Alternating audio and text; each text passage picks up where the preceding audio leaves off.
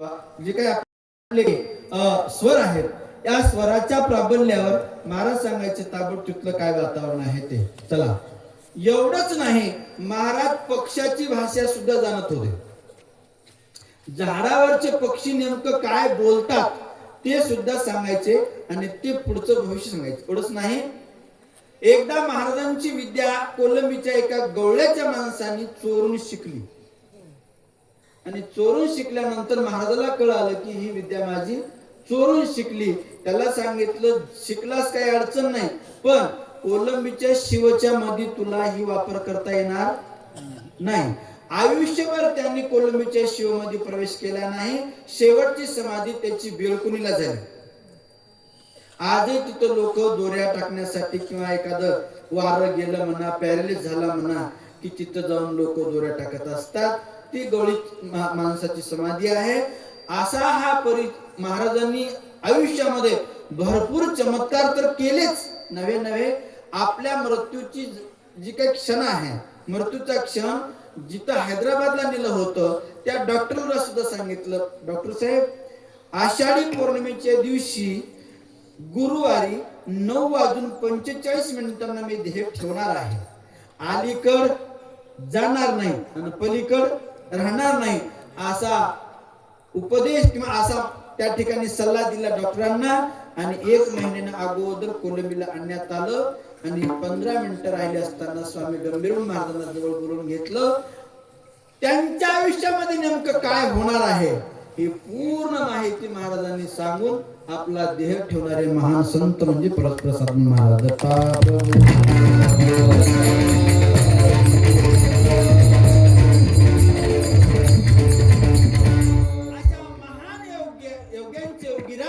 स्वामी प्रसाद महाराज, त्यांच्या मुखातून प्रसाद गाथा नावाचा एक सुंदर असणारा गाथा, अभंगाचा गाथा आणि गुरुपाठ नावाचा एक प्रकरण 32 अभंगाचं सुंदर असणार, त्या अभंगात असलेल्या 24व्या क्रमांकाचा जो अभंग आहे तो अभंग असा सांगतो आहे, मी आता म्हणजे तुम्हाला सुद्धा सांगत असताना, मनुष्य देह 184च परिपूर्ण दुःख भोगून या गर्भवासाची अनंत यातना भोगून या नरदेहाला आलाय आणि इथं आल्याच्या नंतर आता तुमच्या आमच्यासाठी महाराज काय सांगतात, मी 4 वेद 6 शास्त्र 18 पुराण 52 उपनिषदांचा नवे कुराण बायबल सगळ्या शास्त्राचा अभ्यास करून मला जे सार मिळाले ते तुम्हाला आता सांगण्याचा प्रयत्न करतो आहे. कारण आता शब्द वापरण्याच्या माग आता वर्तमान काळ चालू आहे, भविष्य नाही आणि भूतकाळ बी नाही. या क्षणाला आता तुम्हाला काय करायचं आहे, संतांना शरण जायचंय. संत, साधू आणि सज्जन या तिघांनाही वर्णन का करतात महाराज? तिघांना शरण जाण्याचं काय कारण आहे महाराज सांगतात, जी वस्तू परम दुर्लभ जयेचा होय अलभ्य लाभ, तोची होय सुलभ संत संगे करुण्या. विश्वात अनंत ब्रह्मांडामध्ये जीवाच्या उद्धारासाठी दुर्लभात दुर्लभ जी वस्तू आहे ती सुलभात सुलभ प्राप्त होणारी वस्तू ज्याच्या कृपेनं ताबडतोब मिळते त्याची वस्तू संत संगे स्वानुभवे कळू लागे, जयेचा वचनी महिमा संगे ऐसा करू. जी सहज वस्तू प्राप्त होते त्यांची कृपा झाली असताना मग ते संत त्यांना नमस्कार करण्यामाग एक महत्वपूर्ण असणारा उद्दिष्ट असल्यामुळं काही लोकांनी प्रश्न विचारला, महाराज संतांचं वर्णन तुम्ही करावं, देवाधिक लोक करतात, म्हणजे संत नेमकं कोणते? आम्ही संत नेमकं कोणाला म्हणावं? काय वरून भगवे कपडे घातल्यानं म्हणावं, काय टिळा बुका माळ असं काही घातल्यानं म्हणावं, बाह्य रूपानं म्हणावं, की अंतरंगातल्या गुणधर्माची व्याख्या जाणून घेऊन म्हणावं? महाराज सांगतात, बाह्य रूपाच्या वरच्या वरपांगाच्या स्वरूपाला पाहून संत म्हणता कामा नाही. का? आजकल साधू दमडी के 50, अब तरने का भरोसा नहीं तो शिष्य करने की आस. प्रसाद महाराज सांगतो, प्रसाद म्हणे साधू संत बहु जगी, पोट इतरागी इतरते. नुसती पोटाची खळगी भरण्यासाठी झालेले संत महाराज सांगतात त्यांना आम्ही संत म्हणत नाही. मग संत नेमकं कोणाला म्हणतात? संताची व्याख्या, जसं तुम्ही एखाद्या बाजारात गेल्याच्या नंतर कुठलीही वस्तू घ्यायची असेल तर पारखून घेता, त्याची निवड करून घेता की डायरेक्ट घेता? निवड करून घेता. जसं त्याही पेक्षा एखादी माऊली, आता मडके नाहीत म्हणा, पण कवा तरी पित्राला वगैरे घ्यावंच लागतं. ते पित्राचे मडकी जरी घ्यायचं असेल तर ते सुद्धा बाजारात तुम्ही त्याला ठोकून बघता. ते जर खटखट वाजलं तर विकत घेता आणि बदबद वाजलं तर विकत घेत नाही. साधं प्रपंचातली वस्तू माठ मातीचा असलेला पारखून घेता, तसं परमार्थामध्ये सुद्धा संत नावाची वस्तू पारखून घ्यायला हवी. का? आजकाल साधूची फार मोठी संख्या निर्माण झाली, मात्र ती संत नावाची व्याख्या त्यांच्याकडे नाहीच आहे. म्हणून ती वस्तू पारखून घ्या, तर तुमची आमची दिशाभूल होणारच नाही. त्या अर्थी नाथ महाराज त्याची लक्षणं सांगतात. संत नेमकं कोणाला म्हणावं त्याविषयी संताची 5 लक्षणं सांगतात. नंबर 1, निरपेक्षता आणि मनन, शांती आणि समदर्शन. 5वे ते निर्वैर्य जाण, ही संत लक्षण जाणीजे. संत ओळखण्यासाठी संताची 5 लक्षणं आहेत. 1, निरपेक्षता, मनन, शांती, समदर्शन आणि निर्वैर्यता. ही 5 लक्षणं ज्याच्याकडे आहेत त्याला म्हणावं संत दत्ता प्रभू.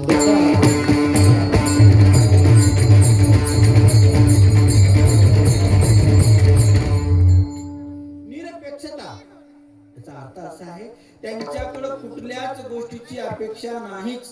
म्हणजे जे गेलियाची चाड न धरी, न पावता चाड नशे अंतरी, तो सुनिश्चळ अंतरी मेरू जैसा. किंवा मी आणि माझे पण जयाचे विसरले अंतकरण, पार्थातोची संन्यास सुजान निरंतर. ज्याची मी आणि माझेपणाची अवस्था पूर्ण विसरून गेली आहे, किंवा तो सर्वस्व ज्याला एखाद्या क्षणी, लक्ष असू द्या, एका क्षणामध्ये अखिल ब्रह्मांडाचं जरी वैभव प्राप्त झालं तरी त्याला आनंद वाटत नाही. आणि एका क्षणामध्ये कोणी ते हिरावून जरी घेतलं असेल तरी त्याच्याविषयी दुःख मात्र अजिबात वाटत नाही. त्याला म्हणावं संत, त्याला म्हणावं निरपेक्षावादी. कारण ते जगामध्ये सुखी होऊ शकतात. एकदा प्रकार असा घडला, लक्षात असू द्या. सिकंदर नावाचा एक महान योगी, राजा, पराक्रमी राजा, त्यांनी असं ठरवलं की मी सर्व जगावर विजय मिळवावं अशी कल्पना निर्माण झाली. आणि वडिलांकडे गेला, आणि वडिलांकडे गेल्यानंतर दर्शन घेतलं, विनंती केली, मी बाबा सर्व जगावर विजय मिळवायला चाललोय, तुमच्या आशीर्वादाची गरज आहे. सिकंदरचे वडील म्हणाले, बाळा तू शूर आहेस, योद्धा आहेस, पराक्रमी आहेस, तुझा मला खूप गर्व आहे. कारण माझ्या पोटी असा शूरवीर जन्माला यावं मला खूप आनंद वाटतो. तू जगावर विजय मिळवशील याच्यात काही नवल नाही, पण माझी एक मागणी आहे तुझ्याकडे, ती मला मागणी आणून देशील? त्याने सांगितलं, तुम्ही जे काही म्हणाल ते मी तुमच्या पुढे आणून ठेवायला तयार आहे. माझ्याकडे कुठल्याच गोष्टीची कमतरता नाही. त्यांनी म्हणले, बाळ जेव्हा तू भारत देशामध्ये जाशील आणि तिथं गेल्याच्या नंतर वैरागयुक्त संत मला त्याची भेट करून द्या. त्यांनी म्हणलं, बा अशी काय कोणती मोठी गोष्ट आहे? जगावर विजय मिळवायला निघालेला माणूस वैरागयुक्त संत कसे होऊ शकत नाहीत, कसे भेटू शकत नाहीत? त्यांनी म्हणले, पिताश्री तुमच्या वचनाप्रमाणे तुम्हाला मी वैरागयुक्त संत आणून देतो. सिकंदर निघाला, काही देश जिंकले, काही प्रांत जिंकले आणि भारताचा काही भाग जिंकला. आणि तिथल्या लोकांना विचारलं, अबो वैरागयुक्त संत कुठे राहतात? मंडळ तिथल्या लोकांना आश्चर्य वाटलं. राजा जग जिंकायला निघालाय आणि याला महाराज लोकांचं काय काम पडलं असेल? त्यांनी परिचय विचारला, कुठे राहतात म्हणल्यावर त्या लोकांनी सांगितलं, नो ड्रेस नो ॲड्रेस. काय सांगितलं?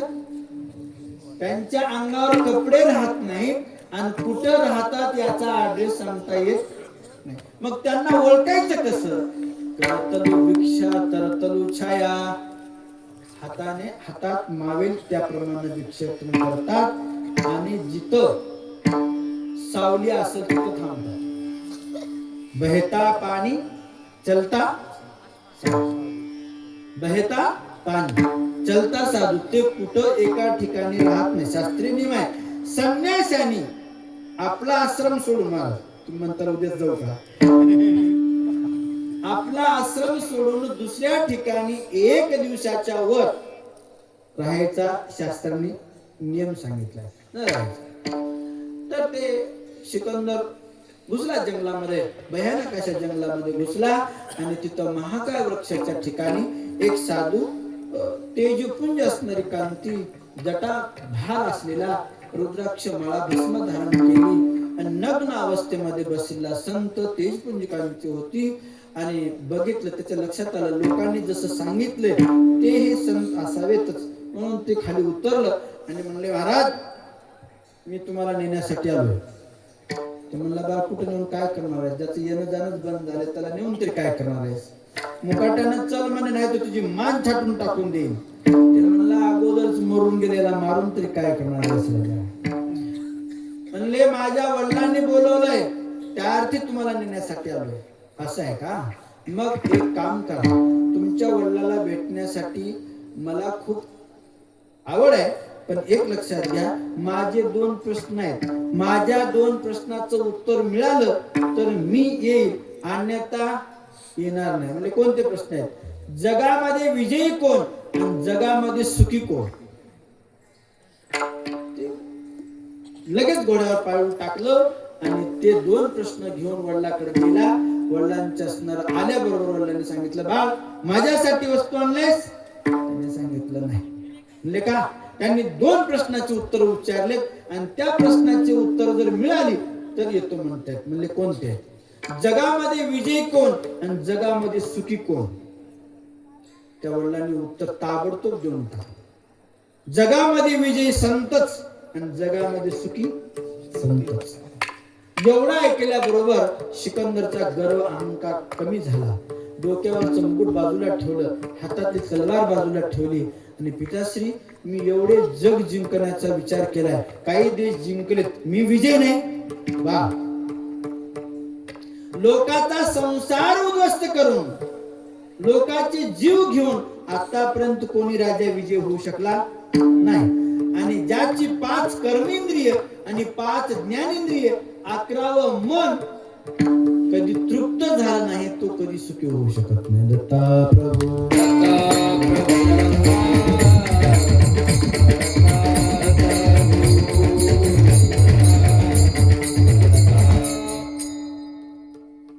एवढे उत्तर ऐकल्यानंतर सिकंदरने सांगितलं, भावा पिताश्री मला हे जे आज उपदेश देताय ते एवढे युद्ध सुरुवात करण्याच्या अगोदर का सांगितलं नाही? तर उत्तर काय देतात म्हटलंय का, बाळ मी तुला त्यावेळेस सांगितलंही असतं, मी त्यावेळेस जर सांगितलं असलं तर तू मला जिवंत ठेवला. मग ते म्हणते आज कसं काय सांगता? आज नेमकं सांगायचं काय कारण आहे? तर वडील काय म्हणतात, तू काही क्षण का होईना, अर्ध क्षण का होईना, 5 मिनिटं का होईना संताच्या सानिध्यामध्ये जाऊन आलास, त्या अंगाचं वार तुला लागलं म्हणून मी तुला सांगण्याच्या योग्यतेचा. राजा हे सगळं अठ्ठा सोडून दे आणि परमार्थ कर आणि परमेश्वराची भेट करून घे. वडिलांचे शब्द ऐकले आणि हा सगळा प्रोग्राम रद्द केला आणि भगवंताच्या ध्यानामध्ये सानिध्यामध्ये राहू लागला. शेवटचा संदेश म्हणून त्यांनी सांगितलं, मी मेल्याच्या नंतर माझे 2 हात खाली सोडून टाका. लोकांनी विचारलं का? मी येतानाही काही आणलो नाही आणि जातानाही काही नेत नाही. माझ्यासारखे दुष्कर्म अजून कोणी करू नयेत. जगाला संदेश म्हणून माझे हात खाली सोडा.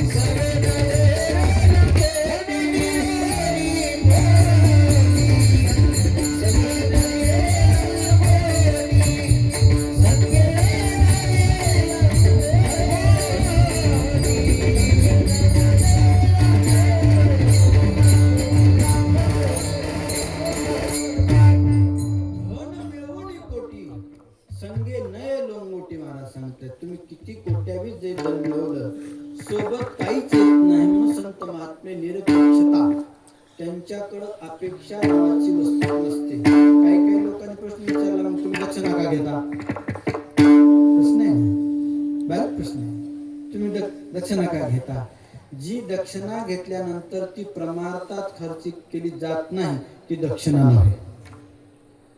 घेतलेलं धन प्रमार्थामध्ये जे खर्च केला जातो त्याला दक्षिणा म्हणतात, आणि जे घेतलेलं दक्षिणा परमार्थामध्ये खर्च केली जात नाही त्याला धन म्हणता येत नाही किंवा त्याला दक्षिणा म्हणता येत नाही. अशा परमार्था वाचून जे महाराज दुसऱ्या कामासाठी खर्च करतात सांगू त्याच्यासाठी शास्त्राने सांगितले, चंद्र सूर्य असूजेपर्यंत त्यांना नरकवास लक्षात घे. चंद्र सूर्य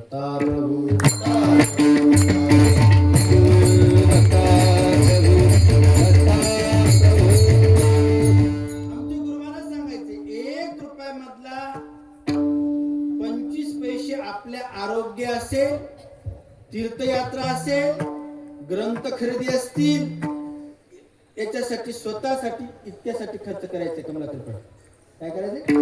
तीर्थयात्रा, आरोग्य, ग्रंथ यासाठी स्वतःसाठी खर्च करायचे. बाकीचे 75 पैसे अखंड समाजाच्या कल्याणासाठी खर्च केलं तर ती सद्गती यायची. मला सांगतायत निरपेक्षता हा नावाचा ज्याच्याकडे गुणधर्म आहे, कुठल्याच गोष्टीची अपेक्षा ज्याच्या स्वतःच्या करता नसते, परोपकारासाठी असते, त्याला निरपेक्षतावादी म्हणतात. तर दुसरा गुणधर्म आहे मनन.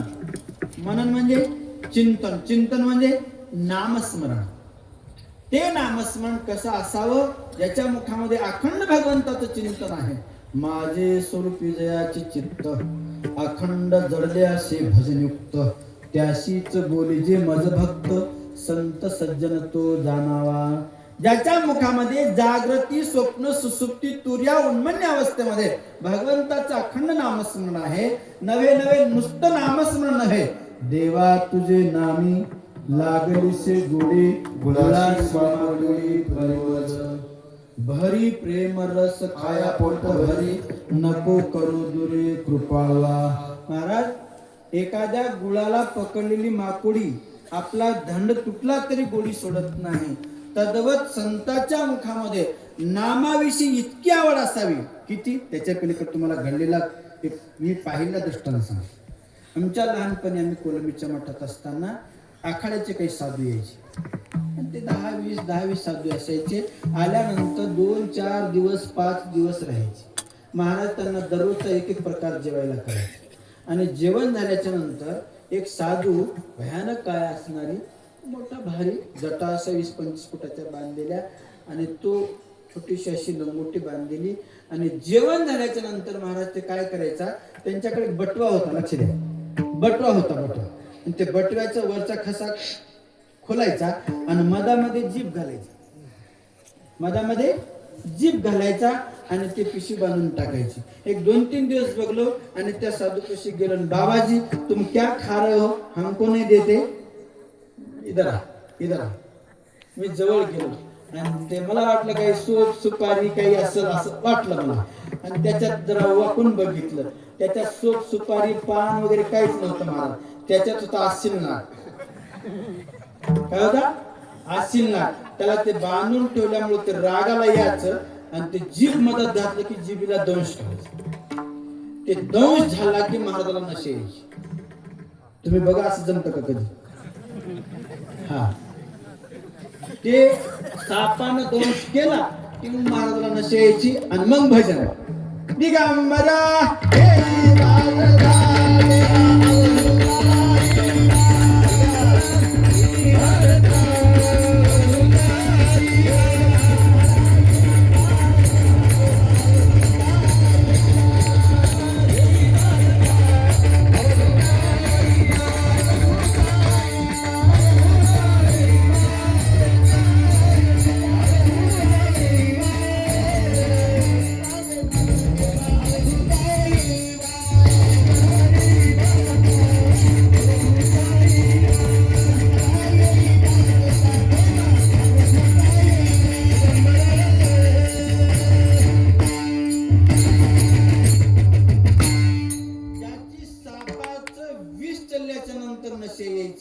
आणि त्या नशेमध्ये 24 तास भजन करायचं.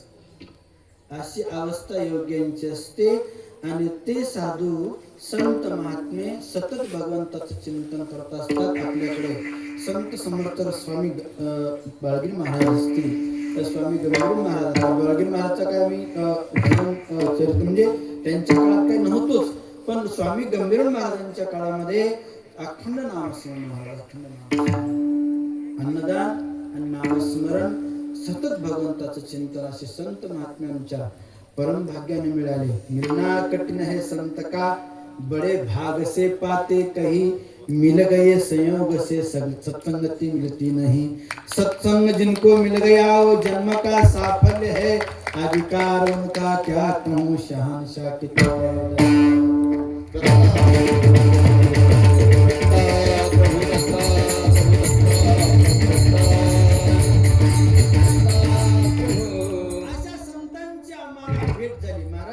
मी जे कीर्तनला उभा टाकतो ना, ही सगळी कृपा आमच्या वैरागी महाराजांची आहे. लक्षात थोडं प्रसंग आठवला, लहानपणचा, लहान होतो असं आपल्या मळ्यामध्ये वैरागी महाराज आले होते आणि वैरागी महाराजांचा सप्ताह चालू होता आणि सगळी संत मंडळी आली होती आणि मी असं लहान असताना ते इटी दांडू म्हणून चिपाडाचा खेळ खेळला होता आणि ते आण्याला इकडे बोलवा म्हणले, वैरागी महाराज म्हणले ते आण्याला इकडे बोलवा म्हणले आणि मला जवळ मांडीवर बसून घेतलं आणि तू बोलतोस काय म्हणले, माईक पुढे बोलतोस काय म्हणले. मला काय बोलता येत नाही, उठ. एकूण गंभीर महाराजांनी पाठीवर थाप मारली, वैरागी महाराजांनी थाप मारली, माईक पुढे बोललो. मी काय बोललो मला कळत नाही त्या काळचा प्रसंग, पण खाली बसल्यावर दोघांनी पाठीवर थाप मारली महाराज आणि ते आशीर्वाद अख्खा महाराष्ट्र गाजवलाय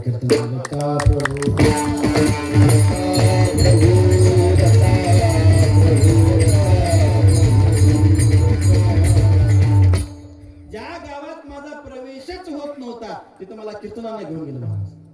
कीर्तनाने हे सगळं काय गाजवलं, ही संतांची कृपा आशीर्वाद आहे. चला, मनन. तिसरं लक्षण आहे शांती. संतांच्या ठिकाणी किती शांती असावी एक लक्षात घ्या. पाणी 78% आहे. किती आहे? या पृथ्वी तलावर पाणी 78% आहे, 22% फक्त पृथ्वी आहे. जर पाण्यानं मर्यादा उल्लंघन केली तर पृथ्वी शिल्लक राहत नाही, पण ते मर्यादा उल्लंघन करत नाही. त्यापेक्षा वायू दुप्पट आहे. वाऱ्यानं जर मर्यादा उल्लंघन केली तर सुनामी, तुम्हाला माहित असेल, सुनामी नावाचा एक फार मोठा आहे, झाला प्रलय झाला. त्याच्यापेक्षा अग्नी दुप्पट आहे. अग्नी ठरवलं तर वारं सुद्धा शिल्लक राहत नाही. त्याच्यापेक्षा अनंत पटीनं आकाश मोठा आहे. या पंचभूतांना केव्हा ना केव्हा तरी मर्यादा उल्लंघन करतातच, पण संत कधीच मर्यादा उल्लंघन करत नाहीत. आणि संत जर मर्यादा उल्लंघन केले म्हणजे कोपले, राग आलाच तर देव सुद्धा काही करत नाही. दत्ता प्रभू, दत्ता प्रभू, दत्ता.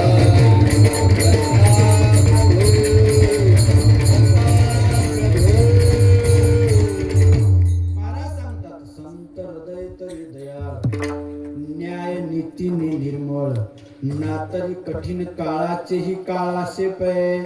संत किती दया, याचं प्रमाण जगामध्ये सांगताच येत नाही. आणि ते कोपले तर त्याचे इतकं दुसरं कुठलीच वस्तू उद्विग्न होऊ शकत नाही असं महाराज सांगतात. एकदा संत किती शांत याच्याविषयी थोडासा दृष्टांत सांगतो. भक्ती विजय नावाच्या ग्रंथामध्ये छोटासा दृष्टांत आला. भजन करा. दत्ता प्रभू, दत्ता प्रभू, दत्ता दत्ता प्रभू.